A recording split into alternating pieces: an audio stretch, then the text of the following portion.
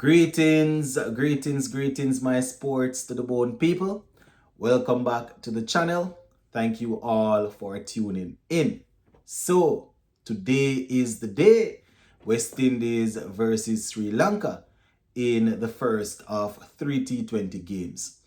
Now, at the time of me recording this, we're probably about 2.5 hours away or 3 hours away from the start of play. Now, I am just here to give you my keys to victory. And apart from the keys to victory, I have a couple of things that I am looking forward to seeing in this game. My regular viewers and subscribers will know what I'm talking about. But for the newcomers, keys to victory.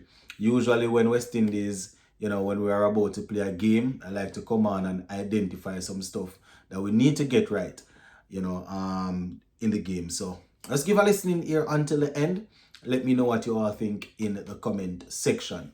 Just in case you did not see my video from yesterday, where I spoke about my playing 11, I'm just going to run through it quickly and then we continue. So I have Brandon King, Evan Lewis, Shea Hope, Raston Chase, Powell, Rutherford, Shepherd, Allen, Moti Alzari, and Shamar Joseph. So that's my playing 11.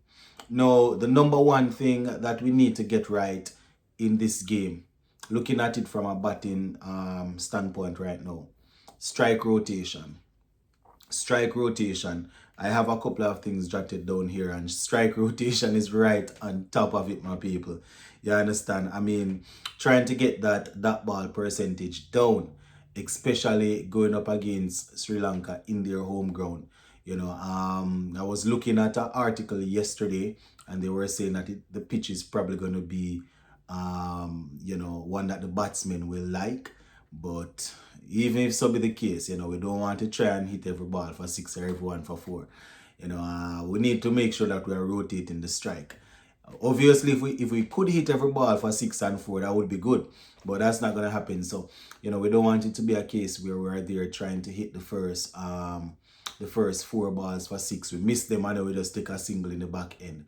Or we hit a 6 of the first ball, and then for the next 5, we fanning at the ball.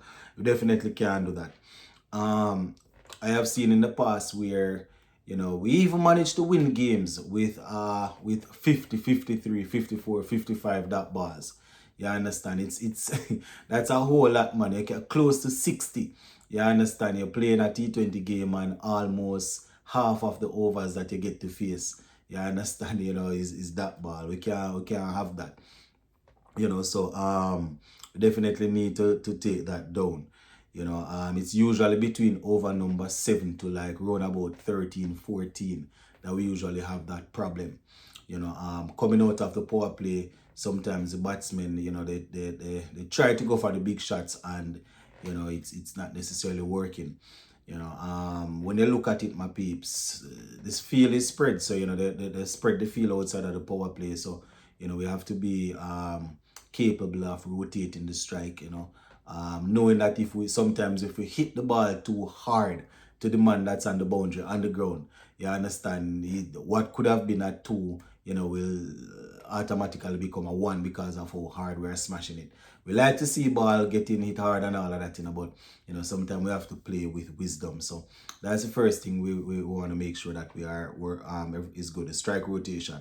You understand? We spoke about this a lot going into the World Cup. Captain Darren Sam Coach Darren Sammy spoke about it a lot going into the World Cup, saying that that's why the team was selected like that, because there are certain players in there that's their role to help us get from over number 7, 8 up to 14, 15 when the power hitters will come and try to do their thing again. So we definitely want to see. So one would expect somebody like a Shea Hope in this team here now to bat majority of those overs. With Pooran out, you understand, you need someone like a Shea Hope or a Chase, especially going up against Sri Lanka. We have to get that right. Will be very interesting to see how some of these new players perform. Whether they are, you have a couple of them. Well, you have Terence Hines, who is just coming in, or you have guys that were already a part of the squad um, left for whatever reason. I know they're back. It's going to be interesting to see how they perform. Talking about leaving and coming back. The second thing that I want to touch on is chemistry and communication, right? So the first one was strike rotation. Next, chemistry and communication. And that's going to be important for the batsmen also. You know, ties in with the rotation of strike. Going to be very important. You know how they go about their business. You understand? For the last close to 2 years, we have had the same set of players playing, majority of the T20 games. So they have gotten used to each other. But coming into this game, we might see a couple of guys batting together for the first time, or batting together for the first time in a long while. So it's going to be interesting to see how it goes. Now, Darren Sammy had indicated that they were only planning to have one training session prior to this game, seeing that the players needed some rest coming out of the CPL. You understand? So I assume they didn't get a lot of time to practice out there in the middle. So communication, as I said, and chemistry will be important. How they bat, how they rotate the strike, their body language. Sometimes batsmen out there, they can read each other's body language, how they are going to feed off each other in the middle. So that's something that's going to be important.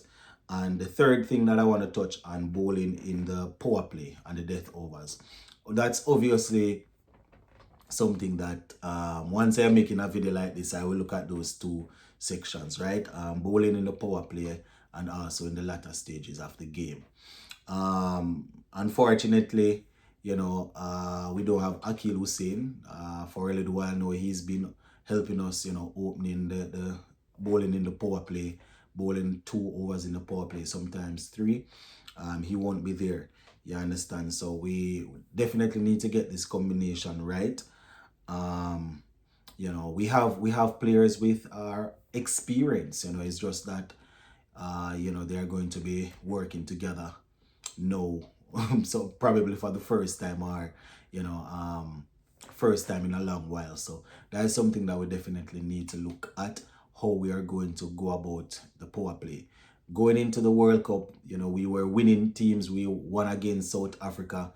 You understand? I think it was also Australia. We won a couple of some T20 games leading into the World Cup, but we were never ever in control of the power play when we were bowling. So that's something that we're going to need to rectify. Of late, especially at the World Cup, we saw Akil Hussein, as I said, we saw Andre Russell. You understand? When Hola is in the team, he usually bowls 1 or 2 in the power play also. But we have guys coming in now: Shamar Joseph, Alzari Joseph. We have Terence Hines there. You understand?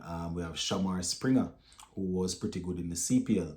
And then we also have the spinners. So we definitely need to try and make sure that the combination is right for the power play. And then in the death over now, Romario Shepherd, he's there. Somebody that I remember a few months ago, or probably about a year or 2 ago, we were saying that, Romario Shepherd, he definitely offers something to the team because of his change of pace and stuff.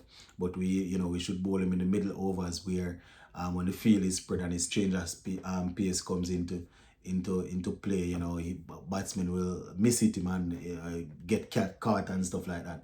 But he has really taken it to himself, taken the mantle of bowling in the death overs. So he is probably going to be helping us out a lot where that is concerned.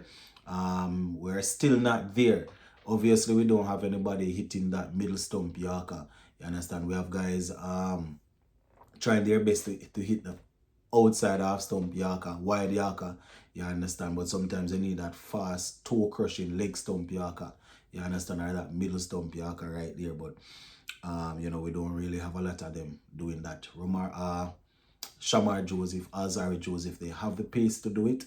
But sometimes in the back end, you have to exercise real control and be confident to try and execute that, because you don't want it to turn into a low full toss. So we definitely need to try and control the bowling and the bowling power play. Well, the power play and the death overs. We need to control those. Now, the general keys to victory, you understand, just go out there, play a clean game. Make sure that we are crossing every T's and dotting all the I's. You know, if we're usually we these two teams, you know, usually score an average of probably about 150, 155 against each other. You know, I did a video a couple days ago talking about the stats between the two teams. So if that's the average, we have to look to aim way above it. You understand? You know, that's always the case. We have to look to aim for 185-ish. You know, these days we see T20 teams scoring 200 on a regular. But, you know, I like to just say aim for this. You know, you probably will get more. So 185 if we're batting first. And obviously, if we're bowling first, you're going to want to get them round about where the averages usually is, you understand, are a little less. So, you know, we're looking for 150, 160 thereabout. And I know it's good. I know it's a tough ask, you know, especially with a couple of our players just returning to the team. It's going to be tough going into Sri Lanka's backyard and looking to, you know, get one over on them like that. But yeah, and the playing 11 that I have here, you know, those guys, they just need to go out there, play sensible cricket, keep it simple, and try to bring home the first one. So that is pretty much it, my people. The game starts at, I think, 8:30 this morning. Won't be able to do a watch along, but I will try to see as much as the game as possible. You know, hopefully I can see all of it. And after the game, we will touch base. Big up on yourself.